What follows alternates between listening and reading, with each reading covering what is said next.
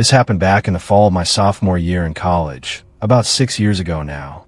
My buddies, Mark, Sarah, and Tyler, and I had this tradition of hitting up the backcountry for a weekend getaway every semester. We were all outdoorsy types, grew up hiking and camping with our families, so it wasn't anything new. But money was tight that year. Tuition hikes and part-time jobs weren't cutting it. So we opted for free dispersed camping in a national forest outside of Leadville, Colorado. I'd scouted the spot on a free app that mapped out BLM land, nothing fancy, just a dirt pull-off on a service road that wound up into the pines. It was remote, sure, but we'd done remoter. We rolled in around dusk after a 5-hour drive for Boulder. The spot was a small meadow edged by aspens, with a faint trickle from a nearby stream that had mostly dried up from the summer heat. No other cars, no fresh tracks, just us in the wilderness. We pitched our tents in a casual semicircle, about 10 to 15 feet apart, on the flattest patches we could find. Sarah was picky about hers being level. She always joked about rolling downhill in her sleep. That night, we kept it low-key, built a small fire, careful with the regulations, grilled some hot dogs, passed around a flask of cheap whiskey, and played a few rounds of Uno under headlamps. We weren't hammered or anything, just buzzed enough to laugh off the cold seeping in. Crashed around midnight, each in our own tent. I'm usually a restless sleeper on these trips. Wind, animals, the hard ground. But that night, I conked out hard. No dreams I could recall, just black. Morning hit, and I woke up groggy, like I'd overslept after a long night out. Unzipped my tent flap and stepped out into the crisp air, expecting to see the usual mess of gear strewn about. But something was wrong right away. Our tents weren't where we'd left them. They'd been shifted, deliberately it looked like, into this tight diamond shape around a central fire pit we'd barely used. Not just nudged. Mine was at least 25 feet from its original spot, stakes still hammered and deep, guy lines taut. Inside, everything was pristine. My backpack zipped, water bottle half full where I'd set it, phone charging off my solar pack. Nothing touched, nothing missing. It was like someone had lifted the whole damn thing, occupants included, and repositioned it without a sound that I stood there, heart picking up, scanning the site. Guys, I called out, louder than I meant. Mark poked his head out first, rubbing his eyes, then froze just like I had. What the hell, he muttered. Sarah and Tyler emerged seconds later, and we all just stared at each other, piecing it together. No one remembered a thing. No noises, no waking up. But Sarah mentioned this weird, fragmented dream about being in a line at a crowded event, people counting off numbers around her. Tyler nodded, saying he'd dreamed something similar. Lining up for a job interview, voices tallying applicants. Mark and I had nothing, but the coincidence gnawed at us. The air felt thick, like we were all tuned into the same wavelength, sharing glances that said more than words, a silent agreement that this wasn't right. It was uncomfortable, almost invasive, like an unspoken secret binding us tighter, but in a way that made my skin crawl. We started poking around for evidence. Drag marks in the dirt trailed from the old spots to the new ones, but they cut off abruptly about 8 feet shy, like whatever dragged them switched to carrying. No footprints, though. The ground was too dry and rocky. In the center of our new formation was a stack of rocks, maybe a dozen flat stones piled into a precarious tower, balanced perfectly. It could have been art if it wasn't so out of place. Mark reached out to touch it, curious, and his foot caught a root. He stumbled, knocking the whole thing over with a clatter. Stones scattered, and we all laughed nervously at first. But then, from the treeline maybe 50 yards off, came this grinding noise, like machinery starting up, gears or an engine, faint but unmistakable. Not natural, not animal. It revved low, then faded, but it was enough to spike our adrenaline. No discussion needed. We just started breaking camp. It was like we could feel each other's urgency without saying it. Sarah's hands shaking as she rolled her sleeping bag, Tyler muttering curses while yanking stakes. I kept glancing at the woods, expecting someone to step out. We were packed in under 10 minutes, throwing gear into the car haphazardly. As we drove out, that service road felt endless. every bump jarring us back to reality. We didn't talk much on the way home, just awkward jokes about sleepwalking or pranks from invisible hikers. But deep down, we knew it wasn't that. Someone or someones had been out there, watching, moving us like pieces on a board. Why? No idea. Locals messing with outsiders? Some backwoods game? We checked the app later. A few reviews mentioned weird vibes and abandoned sites nearby, but nothing specific. That trip changed things. We tried one more outing senior year, but it fizzled.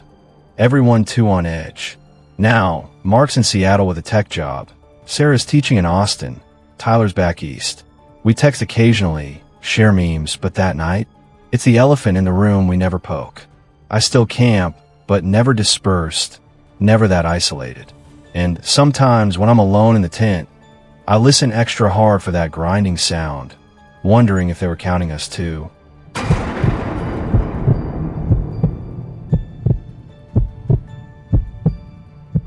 I'm Alex, and this went down 2 summers ago when I was 24. My partner Jamie and I have been dating for over a year. Things solid, but hitting that comfortable rut work. Netflix repeat. We needed a reset, so we planned a romantic camping escape in the Pisgah National Forest, western North Carolina. No phones, just us and nature. I'd researched spots obsessively on forums, settling on a small loop campground off a gravel road, about 4 miles in. Reviews said it was quiet, maybe 8 sites max, spaced out for privacy. We weren't total newbies. We'd tented before, but this was our first real backwoods thing. Left Friday after lunch, grabbed groceries at a local store, bread, cheese, trail mix, a 6-pack. The drive-in was bumpy, my SUV rattling over ruts, but we made it by late afternoon. The place was as advertised, a central gravel lot with sites branching off into the trees. Only one other vehicle, a dusty gray pickup at the far side. No one visible. Jamie picked our spot at the end, backed by dense rhododendrons, giving us a secluded feel. We set up efficiently, tents staked, air mattresses inflated, cooler unpacked. Jamie's organized like that. I handled the fire pit while she arranged the kitchen stuff. As the sun dipped, we roasted marshmallows, talked about future trips, shared a beer. It was perfect, rekindling that spark. Around 9 p.m., Jamie headed to the vault toilet down the path. I stayed by the fire, stirring embers. That's when I spotted him, a guy emerging from the shadows at our site's edge. Tall, mid-30s, scruffy beard, wearing faded camo pants and a hoodie. He didn't sneak, just appeared. Evening, he said, voice gravelly. Apologized for startling me. Introduced himself as Ryan from the gray truck. Said he was out solo, fishing the nearby streams. His stare was intense, lingering a bit too long, but I chalked it up to loneliness. Jamie returned, and his focus shifted. Asked about our plans, commented on how private our spot was. It fell off. He ignored me mostly, chatted her up about trails. We were polite, but I cut it short, saying we had an early hike. He nodded, melted back into the dark without a light. Jamie and I exchanged looks, creepy, but harmless. We laughed it off, stayed up talking, then bed. Woke around 2 a.m. to murmurs, low voices like a hushed argument, maybe 20 yards away. Jamie was out cold. Protective mode kicked in. I slipped out quietly, phone flashlight ready. Voices stopped as I unzipped. Shone the beam around. Nothing. Figured it was Ryan on a call or something. Campsite's echo. Brushed it off, went back to sleep. Didn't tell Jamie morning. No need to worry her. Day was great. Hiked a loop trail, picnicked by a waterfall, felt connected again. Evening, gathering wood from our pile by the SUV, I saw it. A scrap of paper under the wiper. Unfolded.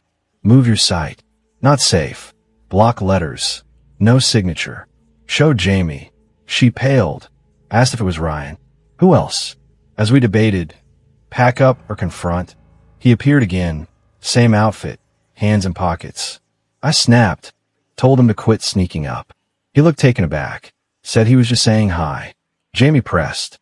Why check on us? He hesitated. Then spilled.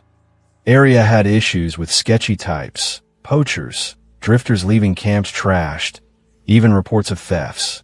Said he'd heard footsteps around his truck last night, decided to bail early. Advised us to do the same. Sounded sincere, but trust was thin. Sun was setting. We packed fast, Jamie fumbling with straps, me scanning the trees. Loaded up, pulled out, saw Ryan by his truck, tire flat, deep slash marks. Deliberate. He asked for a ride. Jamie whispered no, too risky. Promised to call cops once we had signal. Half a mile down the road, headlights caught 3 shapes in the underbrush. Men, standing still, faces shadowed, like they were watching. Not hiding. Jamie screamed, "Go." I floored it, heart pounding. Silent drive out. Hit pavement, called 911.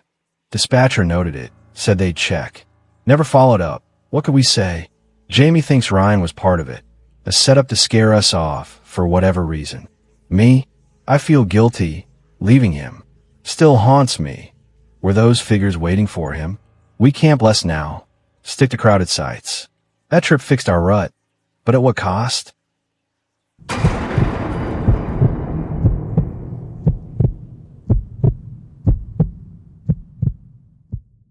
Call me Jordan.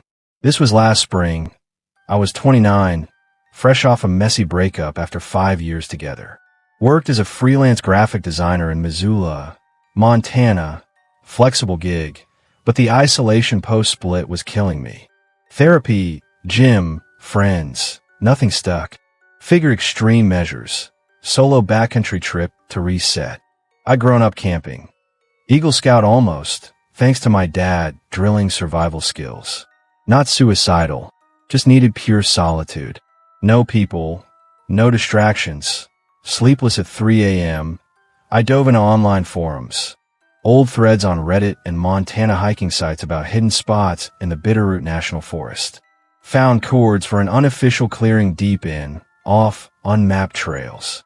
Told my sister vaguely where. General area, not specifics. Took a week off. Loaded my Jeep with gear. MREs, filter pump, medkit, bear spray, and my .308 rifle. Wildlife insurance, not paranoia. Drove out Wednesday. 3 hours easy, then an hour of hell. Overgrown logging roads, GPS glitching.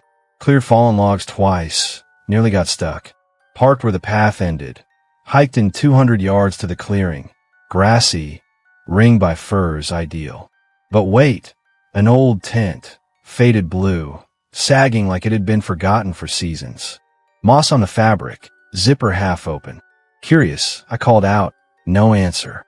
Peeked in, musty reek, like wet, rot mixed with decay.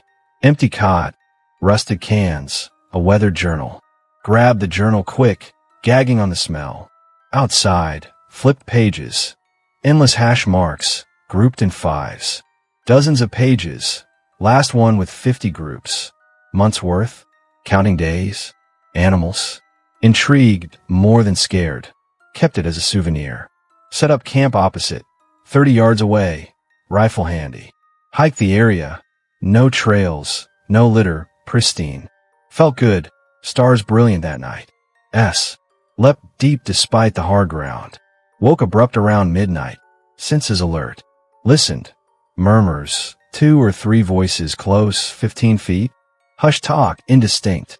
Sweat broke. This deep. Humans were worse than bears. Froze, hand on rifle. Voices hushed. Then footsteps, circling my tent slow, deliberate. Zipper tugged. Locked with carabiners, thank God. They yanked harder, then scratched fabric, like nails or a knife probing. Adrenaline surged. Yelled back off. Arm. Silence. Then scrambling feet. Multiple, splitting directions. At least 3. Stayed up. Rifle ready. Dawn. Emerge cautious, rifle out. Old tent. Vanished. Spot bare. No indents, no holes. But footprints everywhere. Bare feet, circling my sight 15 feet out. Varied sizes, big, small, deep heels like they'd stood watching. One trail led to an oak. Fresh notches in bark. Hashes in 5s. 8 groups plus 2. Matched the journal. Backing up, spotted it. Dead rabbit strung from a branch by wire. Gutted neat? Eyes staring. Not fresh kill post. Message clear. Threat. Packed frantic. Hands trembling. Eyes darting. Loaded Jeep. Backed out slow. Path tighter. Branches scraping. Made it. No pursuit. Home. Debated reporting. What? Weird footprints. No. Still think about it. Squatters marking territory. Hunters playing games. That rabbit says intent. Glad I was armed. Another night could have been bad. Camp with groups now. Never that remote.